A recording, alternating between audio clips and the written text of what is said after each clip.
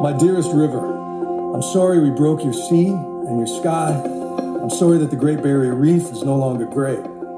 That's my colleague, Bill Weir, CNN's chief climate correspondent. He's reading a letter he wrote to his newborn son, River. But alas, the milk in your bottle was warmed by dirty ancient fuels, and as a result, you're among the first babies ever to toddle on a planet this warm. We're just now wrestling with the implications of this, but for me, the most poignant evidence is that your mother was forced to give you your first kiss through a P100 mask. Today is Earth Day, a day for celebrating and appreciating our planet and embracing the outdoors. But this year, many of us find ourselves stuck indoors and with very little to celebrate. Coronavirus has upended our lives, but it's also teaching us lessons about ourselves and our planet. I'm Dr. Sanjay Gupta, CNN's chief medical correspondent, and this is Coronavirus, Fact versus Fiction.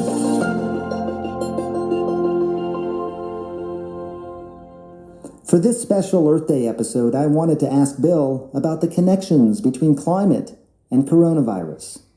Our conversation, though, started on a personal note, the birth of his son 15 days ago.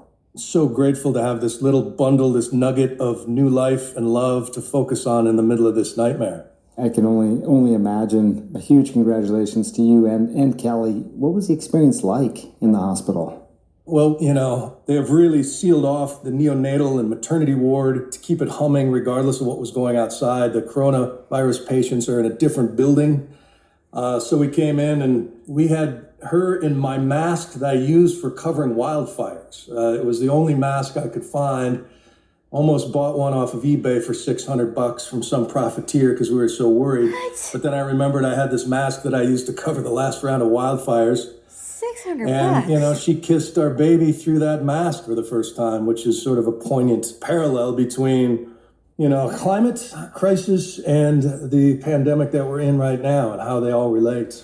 Bill, one thing I just want to make sure we're making clear as well is that there is a parallel between all the work you do and report on with regard to climate change and what is happening now with this pandemic, right? I mean, if it's the infringement on these areas of deforestation, what is the parallel between this pandemic and climate change? I think the most obvious one is that for a very long time, very smart scientists said, if we're not careful and we cut down all the jungles, we're going to unleash an invisible enemy that's going to come out of those jungles and get into our lungs. Yeah. But that was a story that few people wanted to hear. And for an even longer time, very smart scientists have been saying, if we're not careful, an invisible enemy is going to come out of our factories and our cars and our homes, and it's going to get into the sky and the sea, and it's going to disrupt life as we know it. We're going to lose the ability to predict the weather. And that was a story that too few people wanted to believe. And when it comes to the responses, look at the countries that waited until people started dying to act. Mm-hmm. They're the ones suffering the most. Yep. Whereas you look at South Korea, where they have a respect for expertise and a knowledge and a belief that we're all in this together and we can quench this thing, they flatten the curve. I mean, I'm so happy that flatten the curve is now part of our vernacular because we can do the same thing with climate, whether that's a global effort of the smartest people around the world cooperating to either find a vaccine for this particular virus or to come up with a way to power our lives in a clean, sustainable way. It is hard to believe that we're sort of in this self-quarantine on Earth Day. I mean, no matter how good your predictive skills are, I think very few people would have been able to predict that. It was predicted. There just as maybe not as many scientists who've been warning about climate change for over a century. We've had virus hunters saying this was a very real hazard. But again, we're just not wired to think in these terms, I think. We evolved to fear the noise behind the bush and try to figure out, is that a stick or a snake? And we think about immediate threats, and time rubs the edges off of our fear. It's a reminder that when our smartest scientists say something really bad could happen if we're not careful, we should probably pay attention to that and certainly not politicize that. There's been a lot of pictures, and you see how quick things change in terms of the impact in the acute environment, at least. The air is a little cleaner. There's the birds that are chirping in Wuhan, which I guess hadn't happened in a while. We get to see what happens when human activities on the planet come to somewhat of a halt. What does that teach us about the human impact on the environment? Well, I think it teaches us just how much the human footprint is literally on everything, that we have paved and plowed and developed so much of the earth, and there's so few places left, where the wild things are. And, right. Creatures and ecosystems that took millions of years to settle into a harmonious balance, we have absolutely upended within a blink of Earth time. Mm-hmm. But they can bounce back if you give them space. There's this thing called the sliding baseline syndrome, which is that, you walk on a beach and with your kid and you say, man, when I was a boy, the stars, the Milky Way, it was incredible. He doesn't know what you're talking about. What he knows is what he can see. And so when he teaches his kids, the baseline has moved. Well, now that we've sort of reversed it for a brief moment in time and can show our kids, that's what the Milky Way looks like. It is human psychology, I guess, to some extent, and maybe it's the way that we are wired for good reason that acute threats are the things that we're going to pay most attention to. But if the rock isn't about to hit me in the face, I'm probably not going to worry about it as much. How do you get the messages across? Because I think there's a lot of parallels here.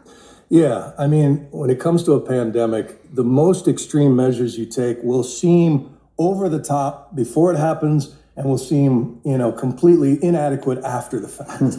And it's kind of the same with climate. That will mean everything has to change. Everything. Transportation, construction, our food supply, geopolitics, economics. And that's such a seismic thing to a species that sort of likes things the way they are. That's such a big ask. And if we do all of those things, it will seem excessive. But if we don't do those things, it's going to change anyway. I'm wondering, Bill, for you, I'm sure talk to people who fully understand what you were saying. You talk to people who are flat out denying it. And then there are people in between who say, yeah, I don't disagree with you, but it seems like the cat's out of the bag here. We're never getting that cat back in the bag. How do you have those conversations with people, especially with regard to the inevitability? Yes, I think we have to be honest, and you have to prepare our children for what's coming.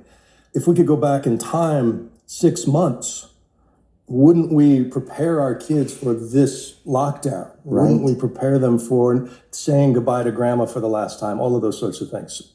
Bill, I think about our own childhood. I think we're around the same age. I don't really remember talking about climate change that much when I was a kid.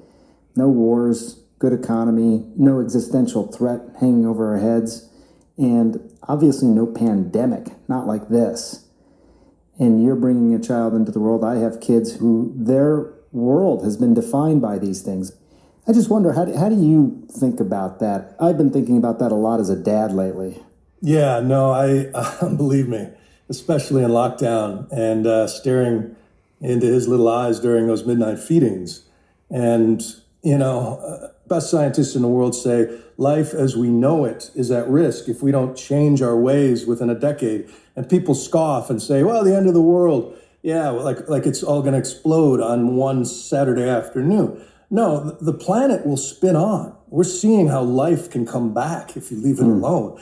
It's us that's at risk. It's life as we know it. It's the modern world that's built on predictable growing seasons and supply chains and flight schedules. And this is sort of what I think is a dry run for what my child's life is going to look like, only in hyperlapse, in hyperspeed. Bill, you and I have been doing this job for a long time, and I'm reminded after disasters and even conflicts that people forget. They move back to the way it was. Will this be different, do you think?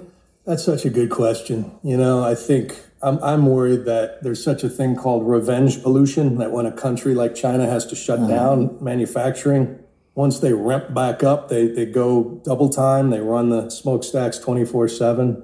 The thing is, ultimately, while you can see the stars and people saying, oh, this might help fix our crisis, it won't. I would love to think that this is a wake-up call for the 7+ billion people on the planet. I'm afraid not. And I think it's going to take real leadership. And to solve the problem of climate, it demands such cooperation, both from allies and enemies. And unfortunately, COVID is the crisis that makes us all wear masks and has made the handshake obsolete when we need human connection more than ever. But I hope we understand that our relationship with this big blue marble, every day is Earth Day. Every day is Earth Day. We exist at great peril if we forget that. The other day, I caught one of my teenage daughters getting up really early in the morning, and she loves to sleep, so I wasn't sure what was going on. But it turns out she wanted to watch the sunrise, since the skies have been unusually clear thanks to the shutdown. I wish my daughters lived in a world where the skies were always clear, and not just a rare sight. Right now, we're seeing people around the world make sacrifices and unite against a common enemy. And it's frightening for sure, but I also find it inspiring. Just shows what we can accomplish when we all work together. Hopefully we can do the same to save our Earth and give our children a better future. You can watch Bill's new documentary, The Road to Change, on CNN this Saturday. We'll be back tomorrow. Thanks for listening.